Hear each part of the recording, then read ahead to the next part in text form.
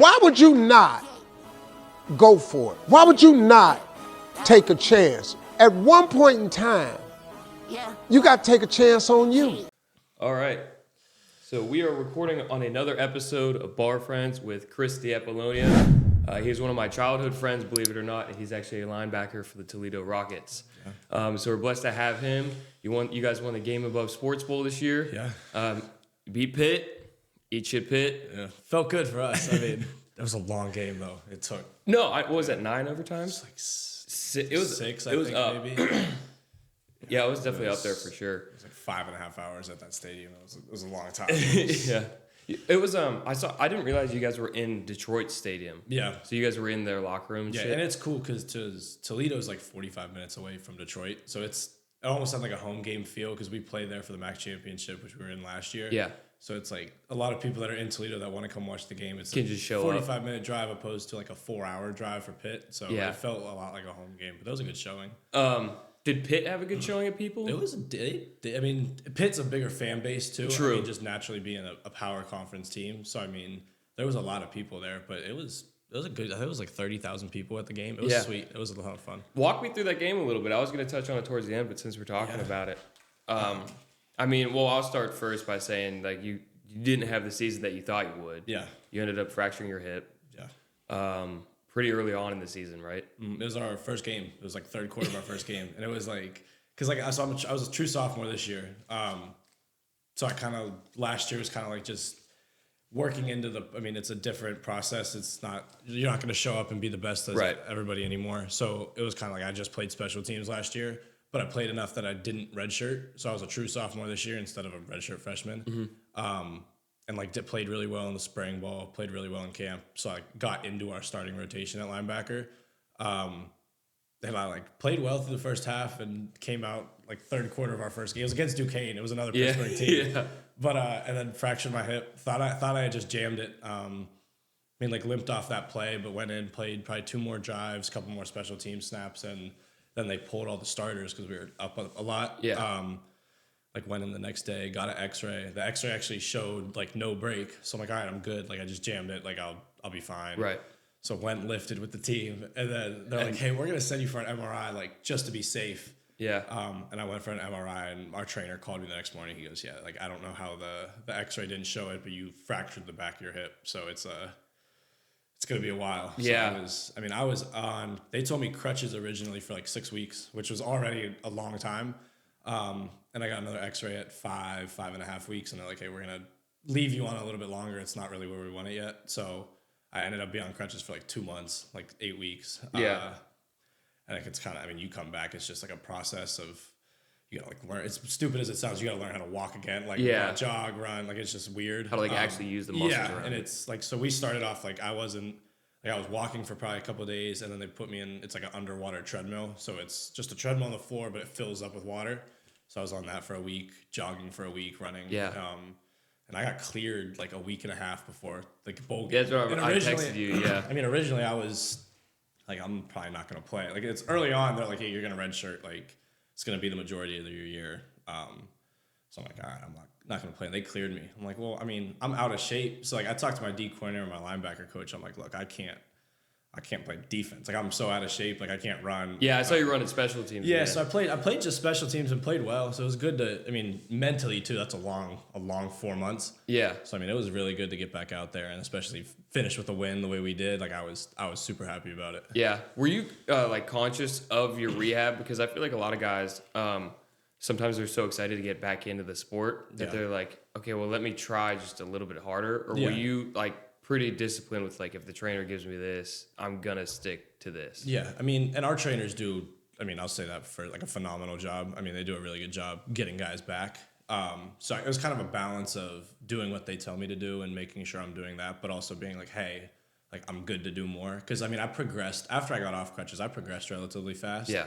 So it was more of like a balance of like, all right, I'm gonna do what they do and be smart about it. Because I mean, the last thing I wanted to do was try to come back and play in a bowl game and re-aggravated and get hurt. Make it even worse. So it's like, and then I'm messed up when I get into spring ball, and it just kind of sets the rest of my track off course. So I mean, it was just a balance, and it was like really like my linebacker coach, special teams coach. Like it was like if you don't feel good game day, like you don't have, like it's like it's not going to make or break your career. Like just like you can rest. So I mean, I felt good, and our team did a good job of making sure that I knew, like I didn't have to play, but they would love me to be there. So I mean, it was just a balance, like I said. Yeah, I mean, coming in as a true freshman and playing, like, was that such a rewarding feeling, or is it kind of like, God damn it, I'm an underdog for 14, like for like the whole season? So I mean, it was kind of like a split feeling. So like you said, like it's like, all right, I'm 18 years old, I'm playing college football like as a freshman, like it's awesome. Yeah. I had a couple welcome to college football moments. Did you? I got beat up pretty good. Yeah. But again, it was also like in the back of my head towards the end of the year, I'm like, damn, like I'm not gonna be able to redshirt. Like, so like that part in my head was kind of like, all right, I'm gonna have 3 more years instead of 4. And ironically, that ended up not being the case. But I mean, so it was, split feelings. But I mean, my whole goal was to get on the field, and I knew that was probably gonna be special teams. But I mean, just to be out there in general, it's such a cool feeling, especially when you've worked for it for so long. Like it's really rewarding, especially when you're only one of a couple freshmen that get to do that. So I was super happy about it, and I probably wouldn't, if I could go back, I wouldn't change it. Yeah. Yeah, with your coach, what's his name again? I forget. Coach Candle.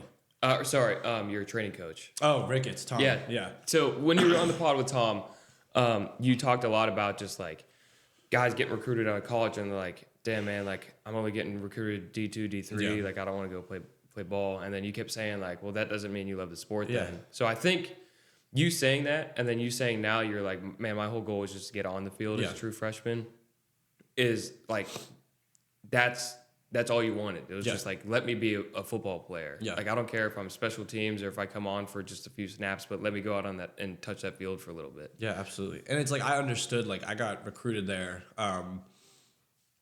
And I was in an old linebacker room. It was, Dan, who was still here this past year, just turned 25 years old this season. I mean, it's Jack, another linebacker, just turned 25. Like with the transfer portal and the COVID and now all the red shirts that people got from injuries, it's an older sport. You can have 6-year players or 7-year players. Yeah, so Dan was on his 7th year this past year. Jack was on his 6th. But like when I first got there, like it was a deep linebacker room. Dan was coming back off an injury. It was his 6th year. Like he was ready to go. Dallas was on his 6th year. He was a transfer from Ohio State. He's with the Eagles now. So I mean, like I knew that I wasn't going to show up and just like start. I mean, I wasn't oblivious to that, but I knew that I had a chance of getting on special teams. And I didn't start off on all of them. I started off on like punt pressure, maybe. And then by week 4, I was on all of them, but it was kind of like just like one step at a time. Like I'm like, all right, I'm not going to show up and be the best guy anymore. Like everyone here was a 3-star, 4, whatever ranking from whatever high school. Like I understood, like it's a whole new start for me, and I'm kind of going to be bottom of the chain again. So I kind of just had to work and get what I could instead of trying to just show up expecting to be the starter. Yeah. Which brings me back to another point. Like in all sports, players through like club level, when you're like 9, 10, even through high school, college, kids love to complain about playing time. Yeah. And so were you just like the silent, I'm going to show up and work as hard as possible? Or did you have to step aside with like your linebacker coach or the special teams coach and be like, what can I do? So, linebacker coach, it was kind of like, again, I understood like there's 4 or 5 guys ahead of me. Like those guys are going to get the snaps and I'm going to continue to practice, go extra film, do what I can. But like my special teams coach, I would show up to his office once or twice a week after practice and after film and everything, just kind of get an extra film even. Because like the coaches, like they want guys that want to play. Mm-hmm. So it's like the way I view it is like, all right, if I'm doing everything I need to on the field, everything I need to in the weight room, everything I need to with film, and then I also want to do more, I feel like that bodes well and just shows them like I want to be out here and I'm not just good at what I do, but I enjoy it too. Yeah. So it was kind of that feeling of it. But it's definitely like you got to go above and beyond if you want to progress. Mm-hmm. Which is kind of how I viewed it, I guess. Yeah. Which again, back to that as well. Like you said, you got like there's linebackers going to like the Eagles. Like you got guys going like Quinion Mitchell at the Eagles, like doing his thing. Like that's what I'm saying. Like so, how does it feel to step in a locker room and go, holy shit, I'm playing with NFL prospects or I'm playing with future NFL players? I mean, it's wild. First off, because you played with Q last year, like. That dude is the best football player I had played with at the time, like played against, like hands down. And you see him in the NFL doing his thing now. It's crazy. But it's also kind of like an exciting feeling, I guess, because it's like, all right, well, I'm playing with these guys now. I was starting, but I'll be starting. Like it's a possibility now because like ultimately like college wasn't the end goal for me. Like I want to play on Sundays. So it's to be at a school that's an opportunity and they consistently put guys in the positions to be there. Yeah. I mean, for me, it's super exciting and it's kind of like encouraging to continue to keep going and not just top out, I guess. Yeah. So I mean, I'm a huge fan of it and it brings more eyes to us. And you got guys like Q that get drafted first round and The first round, 22nd pick. and they start balling out. Like everyone wants to come back to Toledo to see players, and we got, I mean, Max and Hook, Da, like a couple guys, like a couple guys that are going to go have a chance to play on Sundays again this year. It just continues to bring more attention to the program, which is good for everybody. Yeah. Well, I was going to ask too, like obviously Toledo isn't like your SEC school that's like Georgia, Bama. Like it's like, do you think there's an advantage of being on a team that consistently puts out like 3-4 players a year, but like at Bama, like they can put out a shit ton, but you're kind of overshadowed by like the superstars of the squad? Or do you think it's just like an iron sharpens iron? Like I don't care who I play with, like it's just, I mean, let's get to the league together kind of thing. I mean, the way I view it is like I consider Toledo, it's weird enough, a lot like Pittsburgh. Like it's a blue collar town, and like football is kind of the same way. It's like blue collar football. So I mean, our attitude around our program is kind of like, doesn't matter who we play. Like football is football. It's like once you're here, you're here. It's so I mean, I think it's good to be in a program like ours because I think it's hyper competitive. When you get to the programs that, I mean, obviously I'm not gonna say Bama's not competitive. Like it's super competitive, but like it's kind of like that underdog mentality. I mean, we went to Mississippi State this year and played another SEC school, played really well, beat them really well, and then we got the win against Pitt in the bowl game. I mean, and Pitt wasn't a bad team, and people forget they started off 7-0. Like that's not a bad team. So I think that it's like it kind of just creates more competition when you're kind of viewed as a lower program because I mean, ultimately we got the same athletes that anybody else does. I mean, you see it with Q, you see it with a couple other guys that are in. I mean, Kareem Hunt's from Toledo. There's a Reggie Gilliam on the Bills. Like there's a ton of guys in the league that are balling out doing their thing from Toledo. And it's kind of like they're not Power 5 guys that transferred in. It's like guys that were recruited by Toledo and developed developed throughout our program. I mean, all the coaches know what they're doing. Obviously, at this point, I mean, they've been together for 5, 6, 7 years. This coaching staff, so it's like they develop guys and get them where they need to be. So Toledo's now a place on the map where you want to be there, and you know that they have a chance of putting you in the league. So I think it's ultimately a great spot to be. Yeah, which brings me back again to like just all the transfer portal shit that's happening because I mean it's crazy. Like I never actually knew the numbers that schools are paying these players for. Yeah.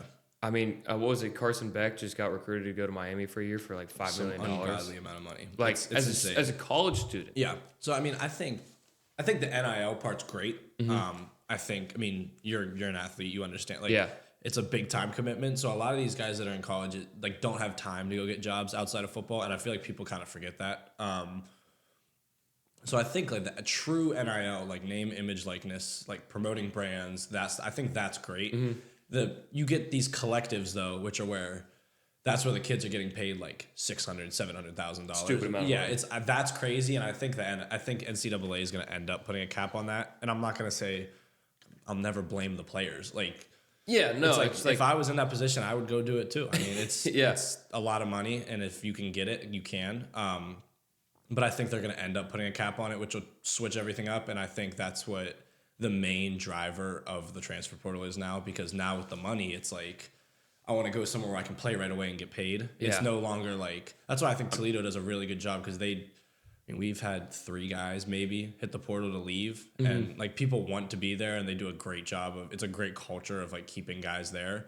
But there's a lot of programs that have like in and out, super transfer portal heavy. And I'm not saying it's a bad thing, but it's not how you build a culture, because it's a lot of like just piecing guys together. Yeah, it's a business. It's like, and sometimes it works great, but then you see other times it's rough, and it doesn't track out how people think it's going to. So I don't think it's a bad thing. I think it definitely changes stuff and makes it a very different dynamic when it comes to recruiting and stuff. Because when I was in these past couple of years, when I was a high school senior, they weren't offering as many scholarships to high school kids, because every kid got the COVID year. Yeah. So they didn't need to recruit as many kids, and there was a ton of kids sitting in this transfer portal. So it does change the dynamic of it a little bit. But I don't think it's a bad thing at all. I think it helps kids get out of situations that they thought were going to be good and aren't, or get into better situations if they're capable of getting there. So yeah, I just wasn't sure because like as an outsider, now it's like it looks like schools are buying players to make their schools a powerhouse team, and then it takes away like the key players from other schools. Yeah. Like, is there like an unfairness aspect, or is it kind of just like business is business? Like, I mean, yeah, it's kind of. I mean, it's like. I mean, at the end of the day, the whole thing's a business, so it's you kind of view it like that. But it does kind of allow these schools that might not be as good culturally and program wise, but have a deep checkbook, kind of be able to get who they want. Like again, like Toledo does I mean, we're not a power school. Like we don't have millions and millions of dollars to throw at players. So it's like, but you see Q, like Nick Saban even came out and said if Quinion hit the portal his senior year, like we would have paid anything. We would have done whatever we needed to get him. And it's like, but he stayed at Toledo. Ohio. That's got, I mean, not nearly as deep of pockets as Alabama. So it's like, it shows that while it does make a big difference and it does change the culture of it, like at the end of the day, it's still football. Yeah. And it's like, you want to go where you can play good football and win games. And I think that's what's important. I mean, I think the NIL and the money is kind of like a byproduct of everything else. But like I came to Toledo to play football, not make money. Yeah. It's like you make a lot more money if you get an NFL contract is how I viewed it. Well, so it's like I want to go somewhere where I can play, where I can be successful and potentially get to that next level that way. Yeah. And stick with the resources that the school's got you and the culture's got you, and like just kind of stick with it that way. So talk to me about last season versus this season. I mean, last season you guys it was 11-3, made it to the MAC championship. And then like this year it's 8-5. So talk to me about the difference between like if there's a cultural difference or if it's kind of just like, cause for me, I've been on winning programs before.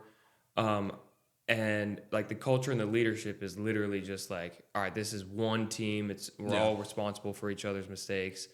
Let's get this shit let's grind it out. But then I've been on losing teams that it's like just point your finger and be like, this is this kid's fault. So like, do you think you guys keep with that 11-3 mentality of like, I know 11-3, you guys are like, this is everyone's responsibility. Yeah. So what does that locker room look like this year where you guys are 8-5 and you didn't have the season that you guys wanted to? I mean, it's definitely different. I'm not going to pretend like it's the same season. I mean, nobody wants to go 8-5 when you went 11-3 the year before. Yeah.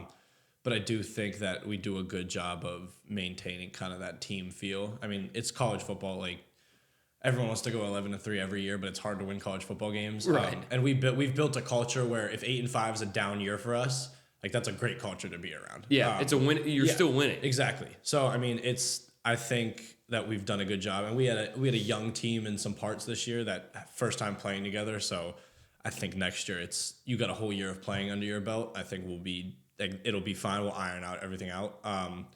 But it definitely is. It's a little different, and I mean, there's times I'm not gonna pretend like we're all happy in the locker room, but it's like we understand like you got to go out and work the next week because you got another one coming up. Yeah. So it's not like you can just kind of fold the tent and call it a day. So I mean, we showed it. We had a rough end of the season. We lost to Ohio and then lost to Akron right after that in 2 games that we felt like we should have won.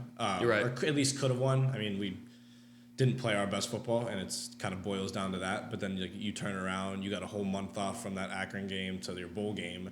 It's like we went out, we did what we had to do, and then you come out in the bowl game and you perform really well and get to win the game. And even then, we made a lot of mistakes in the bowl game, like any college football game, and we still got that game was back and forth the whole time. You go into 6 overtimes. Yeah, and you still get out with a win, though. It's like I feel like that kind of, boosts the morale. And, Coach Candle, our head coach, says that it's like that bowl game's the last game for our 2024 season, but it really is the first game for our 2025. Yeah. You lose that game, you're going home with 3 weeks off. Everyone's not good about it. You come back for lift, and it's like kind of just a bad taste in everyone's mouth, which is actually what happened last year. And I don't know if there's correlation, but like we lost the bowl game last year. It didn't have as great of a year this year. And it kind of sets the tone for the training. So I think winning that game is going to be a good turnaround for us because we're going to be able to get in there next week and get back after and get rolling again with everyone. Fresh minds, fresh legs, and get ready to roll. Yeah, so. It sounds like that locker room mentality is just like like either we lost, suck it up, we're going to the next week, or we won, suck it up, go to the next week. That's exactly what it is. I mean, like, because like you can't focus on anything for too long in general. Like if you want to win a game and then be like, all right, we're good, you're gonna go get blown out the next week. Or if you lose and you're like, all right, we suck, like you're gonna get the same result. It's kind of like you gotta completely have a full turnaround of mindset and just prepare for the next week. Like go 1-0 every week. Yeah. Because some teams they'll lose 1 or 2 games and it's just like everything will fall apart. Which I kind of think that's what happened with Pitt. I mean, you start off 7-0, you're ranked whatever 14th, 15th in the country, real high. It's like you lose a game or two and it's like, damn. Well, it's like you lose 1, it's like, all right, well now we're not ranked. And you lose 2, it's like, all right, we're probably out of the playoffs now. It's 3, it's like, all right, now we're out of the ACC. And it just it snowballs. So I think like having that mindset of like being able to just like end it, move on is like really good for the football team and for individuals in general. Yeah. So walk me through what like a normal college football week looks like for you. I mean, obviously you got to go to classes and shit, but then like your workouts and all that kind of stuff too. Yeah. So now that we're off season, it's a lot of lifting, but like in game, like a game week, it would say. I mean, we generally play on Saturdays. Maction gets. I mean, you get those weekday games later in the season, but like generally you'll play Saturday. We'll come in Sunday. We'll watch all the film from the game before. We'll get a lower body lift in every day after the game, kind of get rid of the lactic acid, get moving around. And then depending on when the game was the day before, we'll have like a run through on Sunday too of kind of corrections from what we messed up. And then Monday is kind of completely off of physical stuff and it's our scouting report for the next week. So we'll go in, we'll do scouting report, kind of get ready for the next team, look at everything, get good. Tuesday is kind of our heavier practice day, so we'll go in there. It's full pads, like you're going at it, and we're a morning practice team, which I really like because you get all your football done, you go to class, and you come back for film after. So I mean, Tuesdays are heavier practice, and we'll end around like noon. You'll go to class, then come back at like 4 for film. Wednesday is kind of like the same setup. It's just a little bit of a lighter practice, so we're just shells, which is just like helmets, shoulder pads, no padded pants. But I mean, it's still high intensity. Like we practice. We're not like a big walkthrough team. Like we practice hard when we have pads on. And then Thursday is kind of like so we split our team up into like you got 2 deep, which is like one lift group, which is like the 1s and 2s, and then Devo, which is like a lot of times like the freshmen, the younger guys. Development. So Thursday, the 2 deep guys, like we would go do a soft tissue day. So it was like you'd go in the morning and instead of lifting, it was rolling out, stretching, kind of all the soft tissue mobility work. And then the younger guys would have a lift. And then Thursday's our walkthrough day. So it's true walkthrough, like shorts and t-shirts. It's called No Sweat Thursday. And then Friday, you kind of kick it up a notch. The Devo guys will come in. They got I'm not going to say it here, but it's a FU Friday. So that lift is, I mean, they get after it in there. And I think it's great for them because it's like a non-travel lift. So if you're not traveling to the game, you lift on Friday. Right. And I think it helped me. It's a whole nother lift. And by the end of the season, 15 extra lifts. It does make a difference. Yeah. So then Friday is like our run-through day. So it's kind of the same format, but it's all run-through. We'll run through all the special teams, and then defense and offense will split. Offense, we got an indoor facility, so offense will go over to the indoor, and you kind of just run through all the plays at like a fast tempo, trying to get it down, get quick, and then we'll leave if it's an away game, we'll leave right after practice. If it's a home game, we'll go to the hotel at like 4 or 5, and then it's game day, roll the next day, and then just right back to practice. Yeah. So I like the setup. I mean, I think it works really well, and it's kind of like everything we do in that setup makes sense, which I'm a big like. If it doesn't make sense, I don't think we should be doing it. Yeah. So like everything in that setup makes sense. So I'm all for it though. Yeah. So it sounds like you guys have what, like 2 like intense days of practice? Yeah. Which is crazy because you guys are Division I football players. Yeah. Like, I think a lot of people. I mean, that's also me assuming. Are like these guys are D1. They're going hard. Yeah. Every day, like they're like intense. Not that I'm saying that you guys aren't going hard in film, because obviously you guys are like you have to pay attention to detail, like pay attention to mannerisms of certain players. Absolutely. Like, but it's just like it's crazy to think like as a Division I program, you guys have 2 real intense days of practice, and then you guys have, you'll have your lifts, but it's a lot of rehab during the season. And football is obviously a very physical sport. I mean, I was out of practice for that bowl game. Yeah. And I finished the bowl game. I was hurting for like 3-4 days Were you? after. So you kind of use like, I mean, if you play Saturday, you got to think like Sunday and Monday are kind of just getting your legs back underneath you. And then the whole point of doing like a heavy practice on Tuesday is you want it to be as far away from the game as possible so you're not fatigued at all. But like it's a lot, and it's, I mean, football, I mean, like I said, it's a physical sport, so you do need kind of the extra time to recover. But it's also a big mental sport. Like you can see the most athletic guys, the best athletes ever. But if they don't know what they're doing, it's like you can't really do much. So they put a big emphasis on learning the plays, understanding what we're doing for the scouting report, what the game plan is, how we're going to go about each thing. And I feel like, honestly, that's the bigger thing. I mean, these next 6 months for us, that's where we're doing a lot of our physical training. Like we'll lift four or 5 times a week in the off season. We'll have another soft tissue day. So like that's kind of where you get the bulk of your like just like grinding. Yeah. But I feel like that's what we kind of utilize the next 6 to 7 months of physical training in order so we don't have to, they don't kill us in the season and we're fresh for games. So I mean, like it's like I kind of thought the same thing. I'm like, all right, we're gonna practice Monday through Thursday, and then we'll take Friday off. But but it's like I mean, and they're like we go hard enough on Tuesday and Wednesday that it should be enough for the week, and it's like more of like just making sure that your body is still like accustomed to the heavy contact and everything else. But I mean, I think it worked great the way it does, and some teams might do more, some teams might even do less. It's kind of just like everyone's different, and like if to be a good head coach, you kind of just have to have your thumb on the pulse of the team and understand what guys need, what guys don't, and Coach Candle does a great job of that. I mean, he understands like if everyone's beat up a lot, he's like, I'm not going to kill you guys at practice. He's like, there's no point of me driving you into the ground just to make you tired for the game. So I mean, they do a really good job of making sure we're all good too throughout the week. Yeah. So then, I mean, like you guys are doing the practices and doing the shit you guys need to do during the season. But what does that off season look like? Like, for me, I'm really interested in that diet side of it. Yeah. So like, are you guys are you actively trying to put on some weight or trying to maintain what you have now because you're at a good size and obviously you're like freshman, sophomore, you're playing. What does that diet look like? Like, are you guys eating like shit, or is it kind of just like you? Like your trainers and the diet coach, the nutrition coaches are like, this is how you're going to put on that lean mass or anything like that. So I mean, our strength and conditioning program is really good. Coach Bichet, he's an Ambridge guy, so he's really? He's from around here.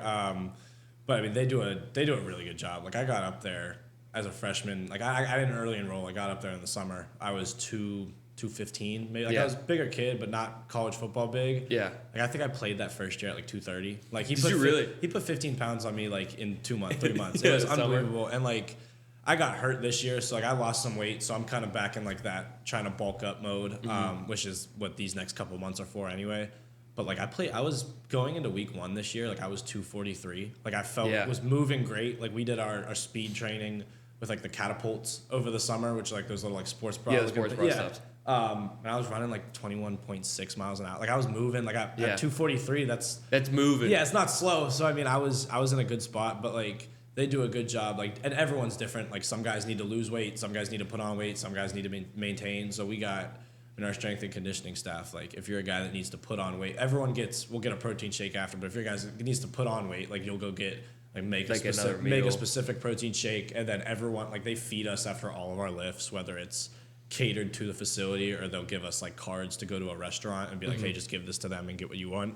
So I mean, they take care of us, and it's like it's hard to not put on. I mean, different guys are different. Like I'm not gonna say everyone's the same, but it's if you need to put on weight, they're gonna make sure you do. Yeah. And then again, like some guys come in, they got like their body fat's real high. Like, hey, we want to cut your body fat down and then build some muscle. It's like they do a really good job of kind of maintaining everyone and making sure everyone is viewed as an individual when it comes to that, instead of just being like, all right, you guys are all going to eat this, you're all going to lift this, or like it's individualized enough that everyone gets what they need without making an individual workout program for everybody. For every person. Because you got. I mean, you do got to think it's 120 guys. Like we got 3 lift groups. Like you got to move through still. But there still is an individual aspect of it, and you got to kind of personalize each plan to an extent. But they do a great job of balancing that and making sure that everyone gets what they need. Is it personalized to the extent in terms of like the actual player, or more in terms of the position? Kind of both, and each position coach is different. I mean, I'll say like our linebacker coach he's like, I really don't care what you guys weigh. He goes, if you're strong enough to play football and you're fast enough to play football, like I'm all for it. I need linebackers that can get off blocks and can run. He goes, if you can do that at 215, great. If you can do that at 250, great. Like I'm not sitting here to put you guys in a weight class for football. Like it's not, it's not Pee-wee anymore. So I mean, to him it doesn't matter much. But I know some position coaches are like, they want you at a certain weight. And then they'll be in good communication with the position coach of like, hey, this is where he's at, this is what he needs to do, and like talk back and forth. But I mean, like for me, I've never had to really worry about that because like I wanted to put a little bit when I got there. But Well, it's of like course. it's like I was big and strong enough this season, so like I'll probably go back to around the same, or try to get back to around the same for this upcoming year. But it is personalized, like to more, I would say more the player than the position. Okay. Because like you'll see some, O-line specific, there's a lot of different body types at O-line. Right. Some guys will come in, they need to put on a bunch of weight. Some guys need to come in, lose a bunch of weight. Some guys need to come in and stay at the exact same. So it's hard to, I guess there's an ideal, like a general range for a position, but like you got to think like everyone's build is different. The heights are different. Like, especially at linebacker, like I'm 6'3", like we got linebackers that are 6 foot. Like weight looks very different for everybody. So it's kind of like the way I view it is like, I'm not a bodybuilder, I'm a football player. So it's like, I want to be strong, obviously, but it's like, I don't want to be to the point. You're still an athlete. Yeah, I don't want to be to a point where I can't run down the field. Yeah. So it's kind of just about, again, I've said that a million times this podcast, but it's like, it's just a balance. And I feel like they do a really good job of balancing everything out. Yeah. So again, circling all the way back to now that we've gone through like the diet and the coaching stuff, and what your week looks like. What are the notes that you've taken from the guys that have gone to play on Sundays, to be like, okay, like they're doing this, it's working for them. Like, how do I make sure that like either I'm going to extra film or I'm doing more rehab? Like, what specific aspects did those guys do? I know they're different positions. Yeah, again, everything's different, but I got there. I told you, like I got there last year as a freshman. Like Dallas Gant, was a linebacker there. He's with the Eagles now. I kind of focused on what him, like Dan Bolden, the guy who's a 7th year Jack, like some of the older guys in my room. I'm like, all right, like these guys have been in the system for a couple years. Some of them 7 years, some of them 2, but they all like have a better idea than what I know. So it's kind of, I just tried to like grab on the coattails and like do whatever they did. Yeah. So like the big one for me was like the recovery aspect. It's like in high school, it's like, all right, I was a good athlete, so it was like I'd stretch and I'm like half-ass stretch. I wouldn't even like sit down and stretch a ton. So it was like that's really all I did. But it's like you get to college football, it's like it's a completely different game. So it's I now have a very like detailed thing of like how I go about it. But like we have like obviously the weight room's open with rollers, soft tissue, like everything in there. But then we got like hot tubs, cold tubs, like the big Normatec boots, like different stretching. So it's like I kind of would follow around what they did because I'm like, all right, they play the same position as me. They're going to be doing what I'm doing. They have a general idea of what it's supposed to look like. So it's like, let me like kind of follow along and like, I'll tweak it to what fits me. Yeah. Again, not everyone's the same. But like that for the mainly, that's a big thing that I needed to change when I got to college. And then like in the summer when we're going out and doing extra work after lifts, like it was kind of like, I was tagging along to whoever wanted to go out and get extra. Because like obviously you got to take care of your body, but it's like even if you're doing like a little bit, it's better than nothing. Right. So it's kind of like I was just trying to go out and get with whoever I could when we went out on the field, whether that be with the D line working some pass rush, linebackers working whatever we are, like DBs working coverage. I'm like, well, I can utilize all of that, so why not just go out with whoever's out there and just try to get some extra reps. Exactly. So it's like me and Jack, one of the linebackers this past year, like we would go out with the DBs almost every day and work. Pass drops, coverage, man. So like it was just anything that could help us. And our linebackers played really well in coverage this year. So it obviously helped. So I'm probably going to end up doing the same, very similar this year. Again, might tweak it here and there, but I feel like I got a pretty good regimen. This will be my 3rd year in our system. So kind of just figuring out what works for me and going from there. Yeah. Well, because it's crazy. Like college sports and pro sports have like some of the shortest and longest career lengths. Yeah. Like you could have a 7-year career in college, but then you go to the NFL and then you could have like one, like if that, yeah. So it's just wear and tear on the body. So Yeah, I guess, yeah, rehab at that point is just like if you're going to want to play that extra 2-5 seasons if you can on Sundays, like if you really want to get to that length of your tenure, you got to make sure that you're rehabbing all the time. Absolutely. And like I took that a lot more seriously after I got hurt because it was, I mean, did a lot of research like on my own into it, kind of figuring out what would work for me. But it was like a lot of the stuff I was doing maybe like wasn't as beneficial as it could be, or it was like I was doing the wrong thing. So like the past couple months, like I've been super into it, focused on kind of that aspect of it, because I'm like, all right, well, if I got to the point where I'm big enough, fast enough, and then you can always get stronger, but I'm big enough, I can get a little bit faster, get a little bit stronger. It's like, all right, what's the next thing I can work on? So like for me, it was like I could focus more on my diet and I could focus more on my recovery. So it's kind of like those are the things that I've been trying to hone in on, and probably will hone in on this upcoming off season. Just try to do what I can to get better. So I'm just focused on that right now. But I mean, that's really all you can be, especially whenever you guys have this time off. It's just like, we're gearing up again. Yeah, exactly. So, I mean, it's just like next day. I mean, it's just day by day, like next step. I mean, kind of just focusing on, because I try not to look at the big picture too much, because it does end up being a lot. It's like, all right, well, I'm now going into my third year. I'll be hopefully a starter, like this. It's like, all right, well, let's focus on the lift and the film I got tomorrow. Yeah. It's like, it just break it down into like smaller chunks, because like the rest of it's always going to be there if you can take care of the stuff immediately. Yeah. I wrote down a few questions. We already answered most of them, but just in terms of like obviously you're that everything is long and short at the same time in terms of like these 4 years, like the season kind of feels like it starts feeling long and it's like it feels short again, but obviously you got to make sure you're doing the same stuff day in and day out, staying disciplined that way. So I had one of the questions was, what did I do with it? You would say that you'd seen guys who are being recruited and end up bullshitting around on the podcast with podcast before. Yeah. What's that extra motivator for you to say I got to lock in even when peers or yourself don't feel like showing up? I mean, it's different. And again, like I've taken this very seriously for a while now. Like even back in high school was kind of my main focus, this. Mm-hmm. And I mean, not everyone has the same drive. So I kind of, like, my view is like, all right, well, not everybody is going to view this the same way I do. So let me just not necessarily do it on my own, but like continue to go about it how I've gone about it. Mm-hmm. Because I mean, like everyone's got different priorities. I'm not going to pretend like everyone's got the same goals, same priorities. So my thing was like, all right, look, I want to play on Sundays. So my dad would tell me this all the time. It's like, in order to play on Saturdays in college, you got to be seen on Fridays. So it's like, all right, I got to ball out, got to play on Fridays. It's like, in order to play on Sundays, it's the same thing. You got to be seen on Saturdays. So it's like, college is, I mean, this is going to sound awful, but college is like, I want college to be a stepping stone for me and kind of like project me into my next like aspect. So, I mean, you see a lot of guys, they kind of get recruited, they get the love, and then they kind of like, all right, I've made it. Yeah. It's like, for me, that wasn't really the case. It's like, all right, well, it's like, yeah, I got recruited, but it's like, there's millions of people that have played college football. Like, I'm trying to go do something more. So it's like, that's what kind of my motivator was.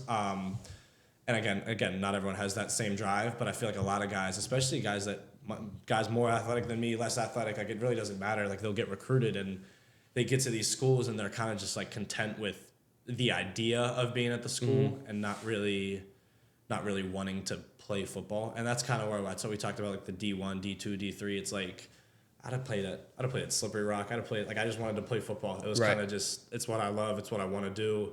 And again, like regardless of where I ended up, I wanted to utilize that as a stepping stone. So whether that be at Slippery Rock trying to step to a bigger program or step straight to the NFL, or a bigger program like I am now and just step to the NFL, I mean, it was kind of, I never wanted this to be the final destination, I guess. And I feel like some guys don't really have that same viewpoint or that same mindset on it. And it's not a bad thing. Like it's not, I mean, if it was for everyone, everyone would do it. So I think it's good that, it's good that it's not for everyone, because it kind of, if it weeds people out. Yeah, exactly. And if it's harder, it's like less and less people are going to continue to do it. So for me, I'm like, all right, you guys can keep it just makes my job a little bit easier. So, that's where, and I tried to bring as many guys along as I could. Like I got a bunch of dudes that play in college now that, we worked out at the field house workout room. Yeah. So it's like I just try to bring as many people along as I can if they wanted to.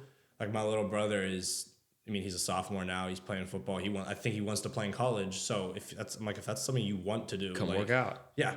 Like I won't ever like drag you and be like, hey, you got to come work out. Yeah. I'm like, because it's his decision. Yeah. Say if I got to do that, then it's probably not going to work out anyway because you don't want to. It's kind of you got to have that like intrinsic motivation to do it. Yeah. But I mean, I think it's just not for everyone. Is what it really boils down to. And the people that it is for, I mean, cream will rise to the top. So yeah, it is what it is. Do you think it's like people get to D1 and they're like, okay, I've made it to the stepping stone of the NFL? Like, do you think that's like, I feel like for some people, like if I were in shoes, if I were recruited D1, yeah, sometimes I feel like I'd be staring at the guy next to me and be like, all right, I'm in D1. Now I know D1 schools are looking at me. So like, why? Or not D1. Now I know NFL school or teams can see that I'm on the roster and I'm D1.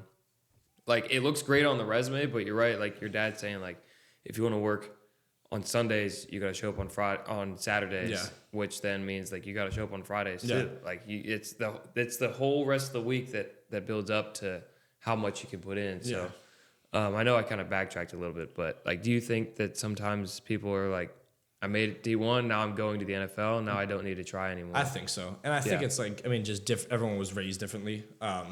It's like a work ethic thing. Well, I mean, your family's a family of grinders. Yeah, I mean, your mom. I say my mom is. I tell everyone my mom's a superhero. Like, she's got. I mean, we were talking about it last night because we were talking about. Obviously, I was going to have you today, but we were just like. I said my mom wanted to tell you that. I said what's up, by the way, before I went. I told her I was leaving the house this morning. She was telling him I said hi. But I mean, she's like, I got 5 little brothers. Like, she's single mom. Like, she does everything.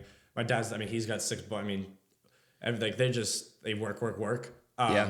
It's like I went to college, but like Jake, my little brother who just graduated last year, is not gonna. He's been working 45-hour weeks for the last 2 years now. So it's like he's doing his thing. It's like everyone. It's kind of like I was blessed with like a work ethic that I don't know if everyone has, and I mean I'm super thankful for that. Like, no, I wasn't 6'8". Like, no, I wasn't running a 4.3. But it's like I'll go work out any day of the week with anybody. Like, I'm always down for extra work, and I feel like that's kind of what will boost me further.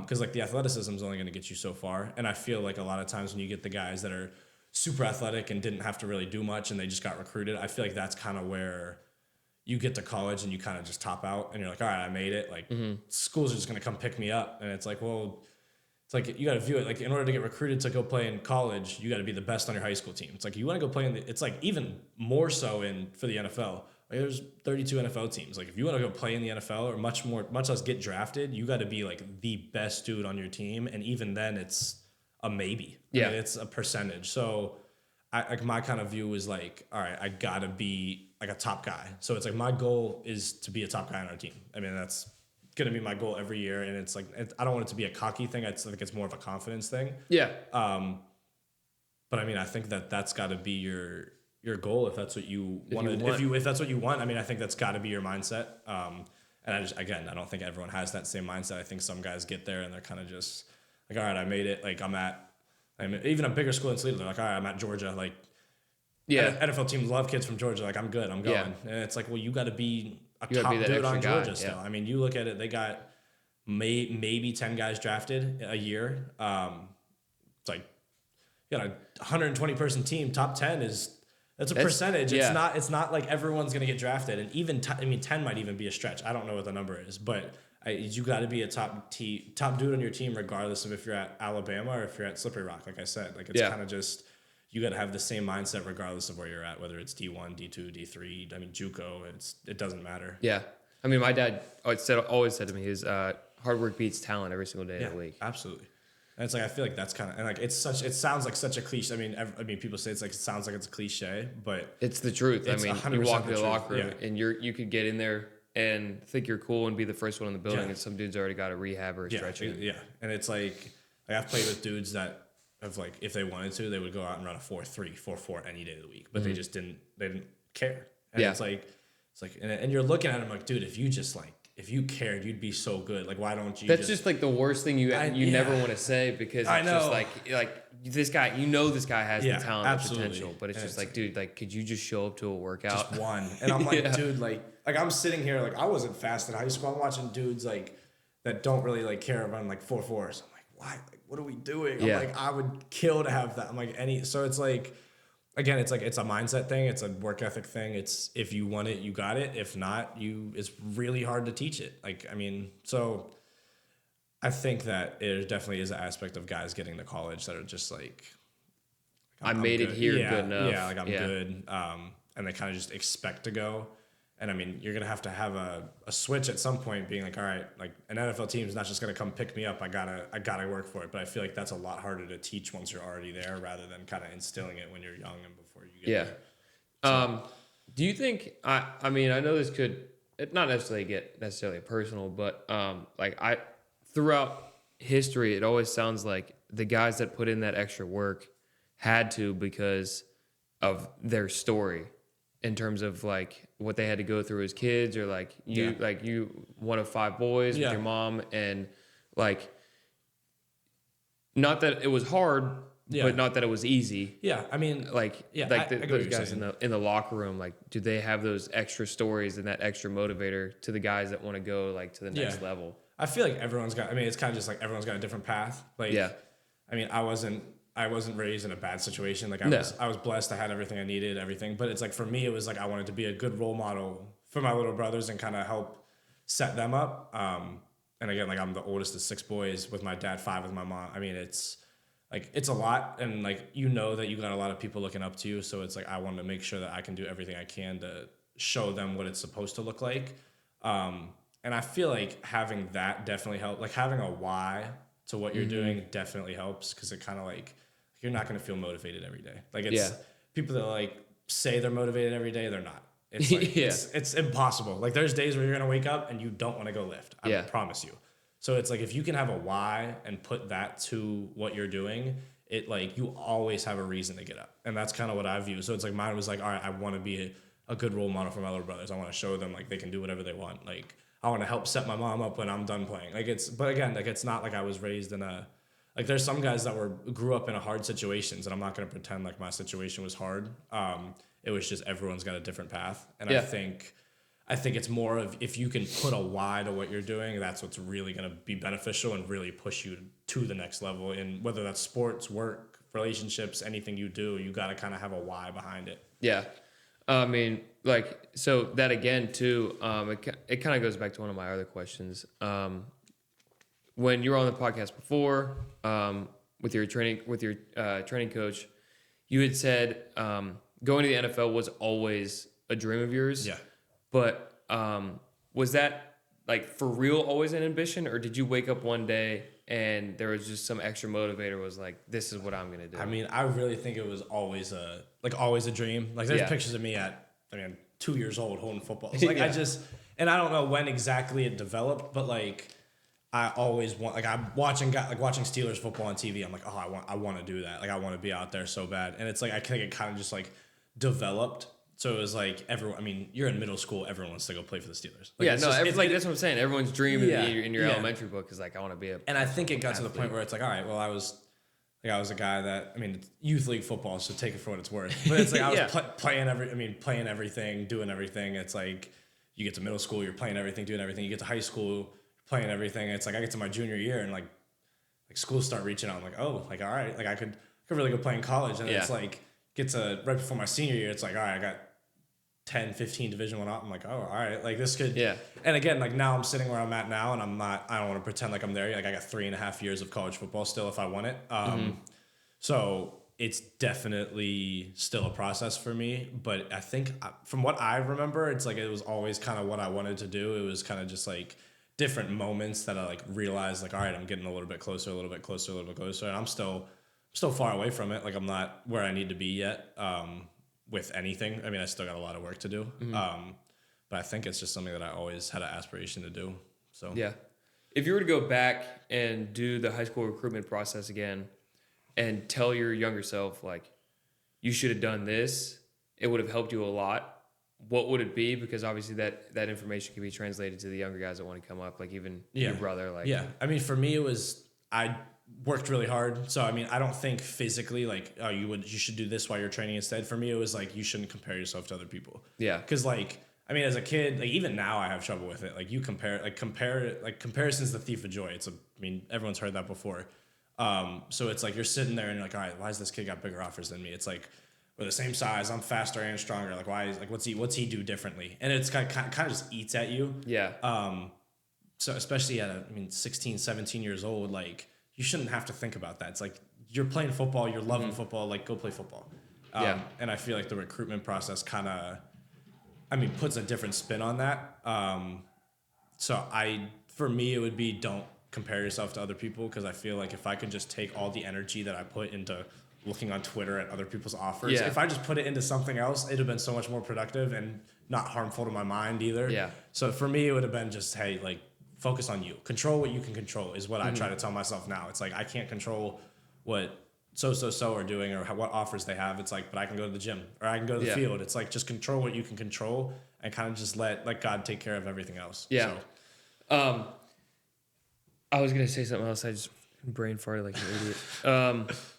Yeah, I mean, back to like the controlling what you can control. I mean, like my dad said to me all the time, like you are in total control of your attitude. Yeah, you can absolutely. You can wake up and be like, God damn it, I don't want to go to this workout. But then you get yourself like, I get to go to this workout. Exactly. Like it's just that extra motivation to be like, this is what I want to do, and this is what I love doing. Yeah, our strength coach at school, it's called AED, is what he calls it.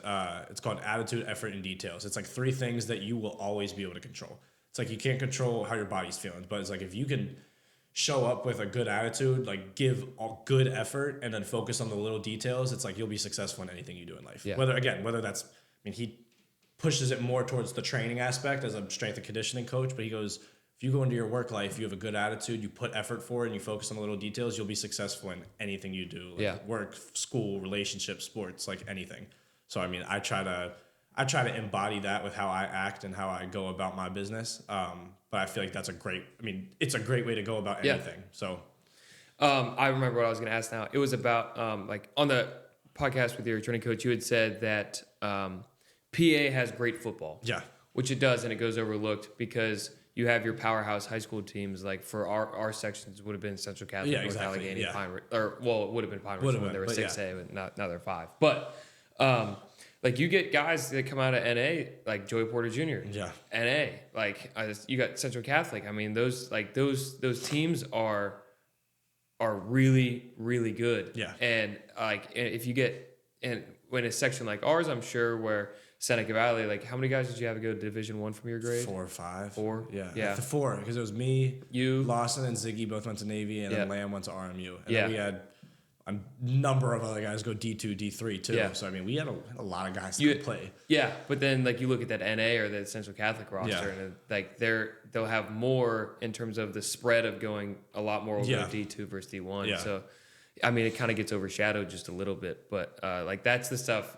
Going back to what you said, you can't compare yourself because those schools are always known as football schools. And that's what I would look at. Like I would look at guys at Central, look at guys at NA. I'm like, how does he have? Like I had 3 sacks against him last week. How does he have those off? Yeah. So it's just like it eats away at you. If you only focus on that stuff. So I tried so hard not to, but it's like again, I'm 16, 17 years old at the time. Like offers and stars and all that. Like that's all I'm looking at. I'm like, well, what the hell? So it's like, I think again, like you just can't compare yourself. You have to focus on you, control what you can control. And I feel like it'll work its way out if you just do it like that and go about it like that. So. Yeah. So just in terms of going forward, like, do guys in the locker room, not you specifically, like, are they actively doing stuff now for the NFL that they're trying to like just push out like film or anything like that? Yeah. Like, does that start early on, or does that start like more towards the end, or are those NFL programs already doing that? Yeah, that research? The NFL teams are doing it from the second you start playing. I mean, they're looking at you. Yeah. It's kind of hard because like there's a lot of rules. Like you can't talk to NFL agents before you declare for the draft, or that's something like that. So it's like the high school college rule. Yeah, so it's like it naturally is like aim to start later on. Obviously everything you do in the weight room field, like that's transitioning to it. But like I said earlier, like we've had a bunch of guys had a ton of success in the NFL. Like we got, like when we'll start practicing, we have multiple NFL scouts at every practice we'll have. And it's kind of like, that's where they're kind of like being like, all right, where are the top guys? Where are the guys on our board, our list? And like, as you go throughout the season, especially with the seniors, it's like they'll narrow down that list. Like at the beginning, they might come to look at 10, 15 guys. And by the end, they're looking at one, two maybe.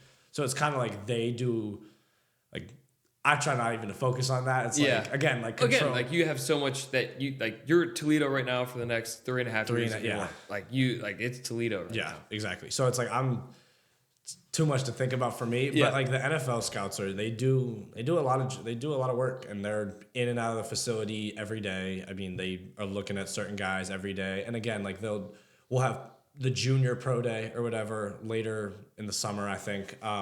So guys that are going into their senior year can do a pro day. So we'll have scouts from every NFL team there. And that's kind of like, if you're going into your senior year, it's kind of like, all right, let me get on some guys' lists. And then if I know I'm going to ball out this senior year, like they can come see me play, see that I know how to play, what I can do, and go from there. But I mean, it's difficult to kind of like put your name out there, especially these NFL teams, because like, if you're going to be able to go, like they're going to already know about you, at least have your name on a board. So it's more, again, like just focus on football, focus on doing what you can do, and go from there. Yeah.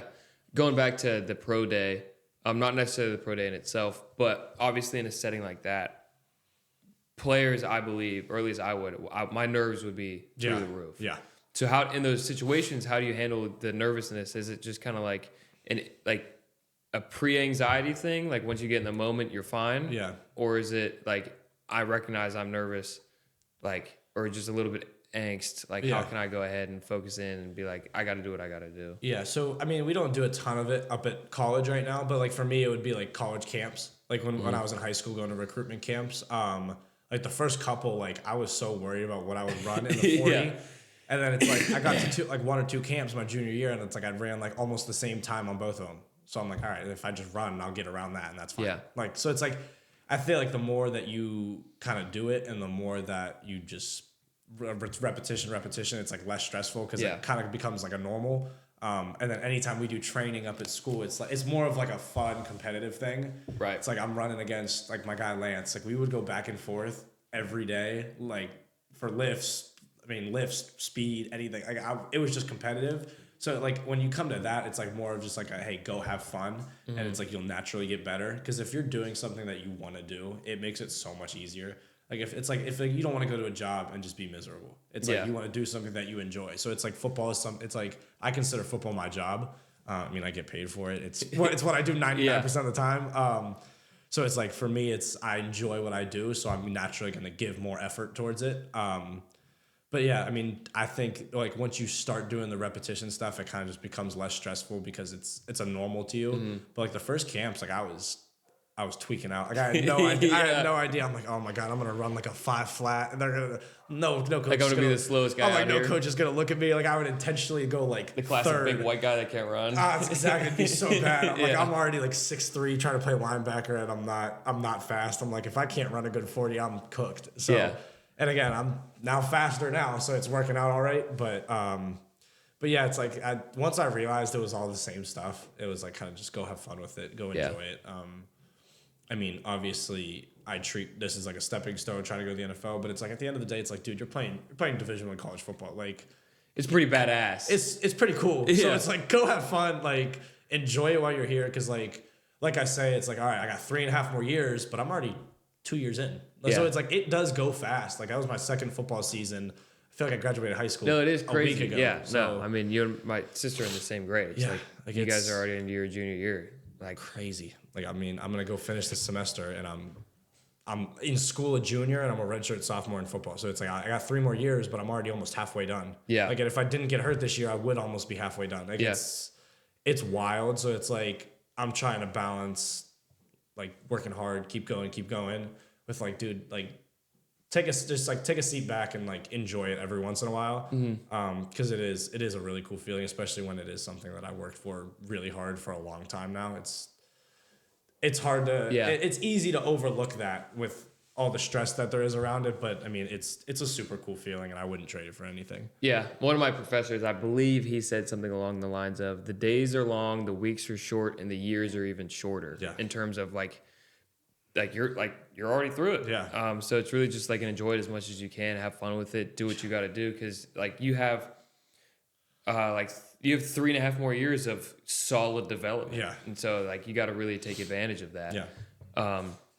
As anyone else should do at a D1, D2, D3 school. I mean, on the last podcast you did, you mentioned Mountain Union. Yeah. I mean, that it's like Mountain Union is known It's a as a powerhouse. Division Yeah. III school to be like they're going pro. Yeah. Well, so like the way that like our coaching staff, so Larry, so my linebacker coach and our D coordinator, Vince Karras, his dad was the head coach for Mountain Union when they like started this powerhouse. Yeah. And I'm gonna mess up his record. Like I'm sorry, coach. I'm sorry, VK. I'm sorry. But it's like 324 and like 20 some losses. Like Yeah. it's like a .929 win. It's unbelievable. And he's the winningest head, like you can look it up. He's the winningest head coach of all time in college football in general, not just D1. He's the winningest college football coach ever. So it's like all of our coaches either basically coached under him or played for him at Mountain Union. Yeah. So like Jason Candle, I mean, he coached there, VK coached there, Ross, our safeties coach, played there and then coached there. It's like Sirianni on the Eagles, the head coach, coached there. Matt Campbell, head coach for Iowa State, coached there. So it's like our entire coaching staff is like under his coaching tree. Yeah.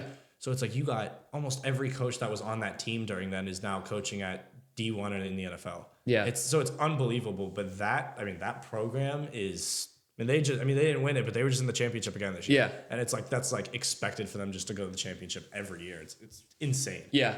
What is that like for you to be like to say now to the younger kids being recruited, like how important is it for them to realize that yes, you'll go D3 or D2, but you still have a chance to go to the NFL? Yeah. I mean, a ton. I mean, you see dudes get drafted all the time. Like, Yeah. and it's not, I mean, I'm not going to pretend like it's as equal as D1. Like it is more rare, but it's like, But there's still a possibility. like I just said, those scouts do a hell of a job. Like if you can play football and you're good enough to go and play in the NFL, I promise you they're not going to miss you. Yeah. Like you're going to get found. So it's like, and it's like now with the transfer portal, it's like if you are good enough and you go to D2 for a year, maybe 2 years and ball out, well, go transfer. And it's Yeah. like, and I'm not one to say like, hey, just transfer every year until you find somewhere that you think you're going to be able to go.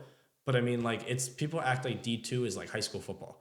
Yeah. Like, I think that's how any kid coming out of high school pictures Yeah. any college sport to be. It's like, D2 oh, it's is only great D3 or football. D2. Great Yeah. football. I mean, you got to think a lot of those dudes that played D2 were some of the best guys on their high school team still. Like, it's not like they're bums. Like, people like hate D2 football, even D3 football. Like, people like hate on it. I'm like, that's really good. Like, Yeah. if you're playing college football anywhere, from Alabama to Mountain Union, like, you can play. And Yeah. if you can play, again, like I said, like if you're the best dude on your team and you're the best of like whatever the percent, like 2%, whatever, like you'll go play in the NFL. I mean, it's just how it goes. I mean, Yeah. so I never understood that. Like I've heard people say like, oh, if I'm not playing D1, like I'm not playing in college. Like, Yeah. that's crazy to me. Yeah. Like I'd play anywhere, like just to play. So again, and maybe it's a different mindset thing. Maybe it's just not the same love for the actual game, more of the idea, but I don't understand it. I mean, for soccer at least, you'll have like the big D3 schools, like those schools are formed based on like these kids just want to go play soccer. Yeah. Because in the soccer world for college, it's vastly different in the aspect of European guys and guys from around the world will come play at U.S. colleges. Yeah. So like, So it's not the same. Like football is in the U.S. Yeah. Like the people aren't coming overseas. Like we have somebody from France that plays on our team that went to Ole Miss and now he's here. I'd never heard of that before. Yeah. Like I didn't even know I didn't know if people in They France knew of about football. it. So Yeah. but I mean, so it's definitely different for you. But I yeah. interrupted you, but it's different for you guys. no, you're good. But I was just going to say, like, those D3 schools are the guys that realize, like, hey, these foreigners play soccer, like, through and like, that is Yeah. their sport. Yeah. It would be like, you know, like your teammate being like, that's not his sport, Yeah. but he's trying to come on Yeah. and make it. Like, that's Yeah. how the U.S. is to all all of Europe. soccer, Yeah. So those D3 teams are built on the U.S. guys that just want to play soccer, and they're really freaking good. Like those D3 teams can compete with some of the D2, even lower D1 schools. Yeah, I mean, and it's like, again, like you view it like the best dudes on the team are the ones that are gonna move on. Like my cousin Sarah, she's my first cousin on my dad's side. She played soccer at Delaware. Very good soccer player. She was like in Maine, which is in the middle. I mean, if you know Maine, it's up there. Middle of nowhere. Playing soccer, like you don't. It's not up there. She's like, but wins Gatorade Player of the Year twice for the state and for the U.S. her senior year. Yeah. Goes to Delaware, plays during the COVID year. She's like the best on the team already. So it's like during the COVID year, goes to Barcelona in Spain and just plays over there. Yeah. Still really good. She comes back, finishes college, and then goes and moves down to Australia and is playing. Moves up. I'm so bad with the leagues. I'm a mess. No, you're good. From what I understand, it's like the Premier League, but in like Australia, it's like their highest. And so I think she's going to try to go play in Europe this year. Yeah, that's what I'm saying. Like you'll continue to move up if you just work that stepping stone. Yeah, if you're the top, it's like you just got to become the top of whatever team you're on, and then you can move up. You can't be middle of the pack and try to jump everything. It just doesn't make sense. I mean, at all. So.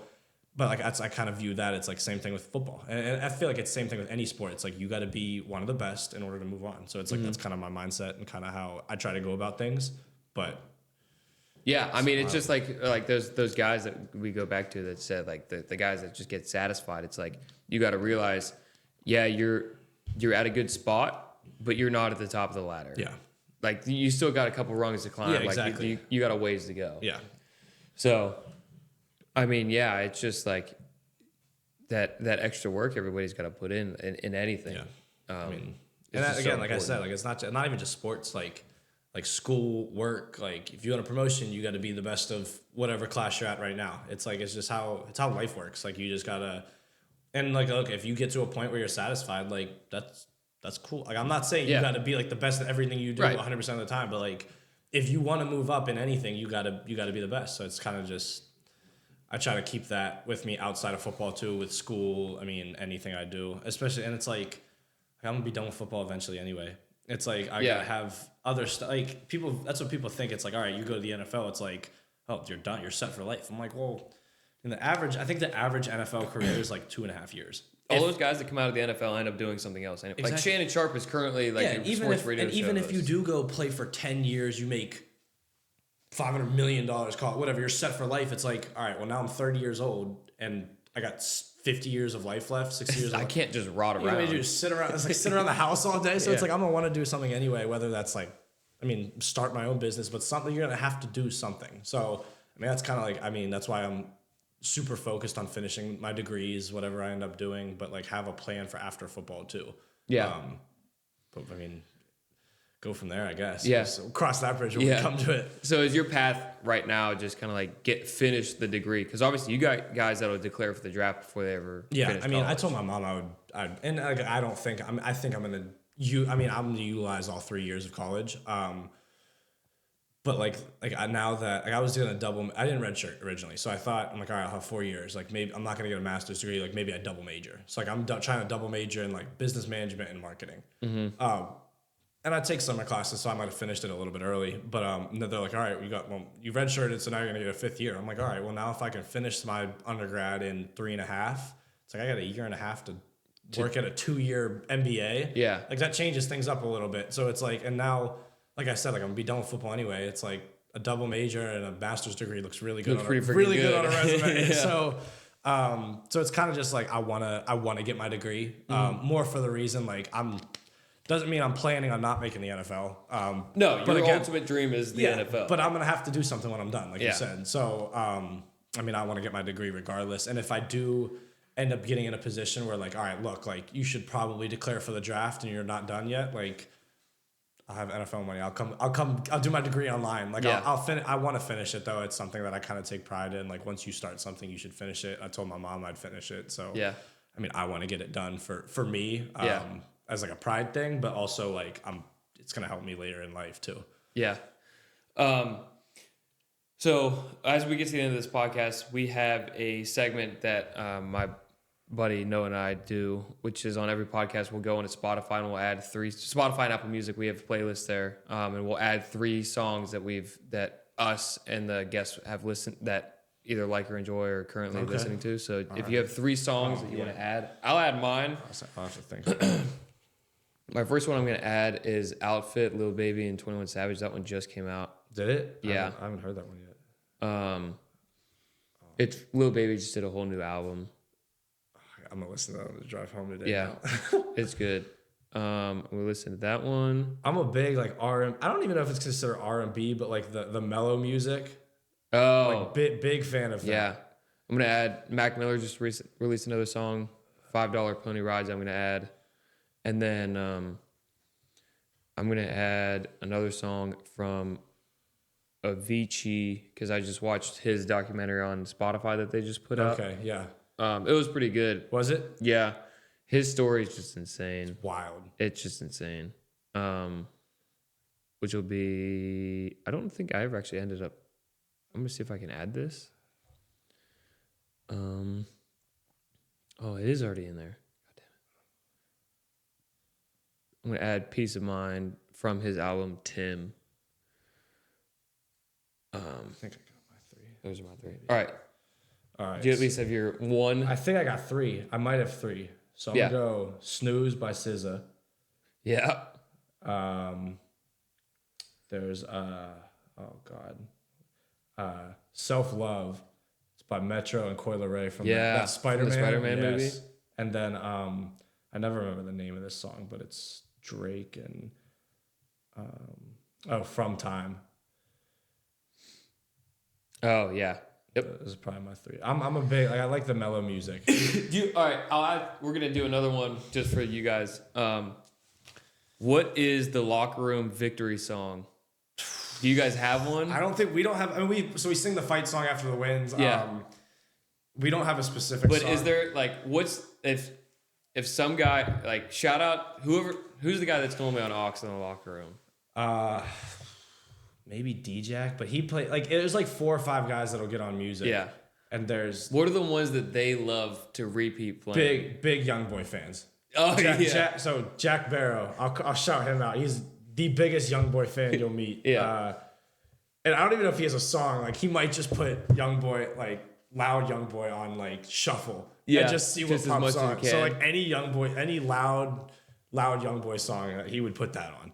Any loud young boy song? And literally, like In Control, maybe. That might be a decent These are one. all good. I was gonna say Jack puts on, and if he doesn't, he might not even be on aux. He might even just put on his speaker or whatever. We'll just add another one. Yeah. I know Green Dot or Free Dog are loud ones. I would say either of those two. Play both of those. I would add both of those. But yeah, it's fun. Like when we would go out before our high school games. Yeah. We would listen to the Ray Lewis 52 card speech, and then we would listen to Philadelphia. Really? Yeah, that was every game. We would after high school wins for all of our away games, we would play Walk in Your Trap, Take Over Your Trap after every game. And that was, I don't even remember when we started. We started in like junior year, but it was so much fun. Yeah. But like that's another thing. Like high school football, like I'm not gonna be like, oh man, I miss high school. Like that was like that's It's fun. It's so much fun. And it's different too, because I mean, look, college football is like the coolest experience. Like I'm not gonna compare it to high school, but it's like you go playing 40,000 people in college, but it's like high school. It's like you're playing in front of at Seneca like 3,000, maybe 4,000 people. Yeah. But it's all of them. Yeah. It's like that's your entire community. You grew up playing football with these guys for the That's past what's so 10 fun years. about Like it. that's Yeah. the cool part. But like that stuff's fun. But it's kind of like I got up to school and it's like a whole new family. Like it took, I mean, it's a little bit of time to kind of adjust. But like Dan, the 7th year, like I'm in his wedding. I met him a year and a half ago. I'm one of his groomsmen in his wedding That's awesome. in June. So it's like you just make like it sounds cliche, like lifelong friends doing this. You do. I mean you know it. But it's like it's a ton of fun. And it's like I got more time here too, so I'm super excited. Yeah. Well, it was great having you on the podcast. absolutely. I really Appreciate you appreciate you having doing me, man. that. Sorry that we had to move it again today. It all works out, man. On the next podcast, I'll run through my whole trip and debacle or whatever. But I want to give a quick shout out to this is a Christmas gift that my girlfriend got me. She embroidered our logo on a sweatshirt. That's pretty sweet. So if you guys can see this could potentially be a first round of merch if we ever ended up doing one. Also, the hat that has the embroidered logo on the back of it. You'll have to let me know if you do that. I'll come grab one. Yeah. That'd be sweet. But yeah, I mean, I think that's probably one of our next steps because this is just like official. That's official shit right there. Looks sweet. Well, anyways, Chris, thanks again for coming on the podcast. I really appreciate it. We will see you guys in the next episode. Deuces. You can't manage this, can't break this, boy, I'm funded. Gotta keep my distance when you not 100,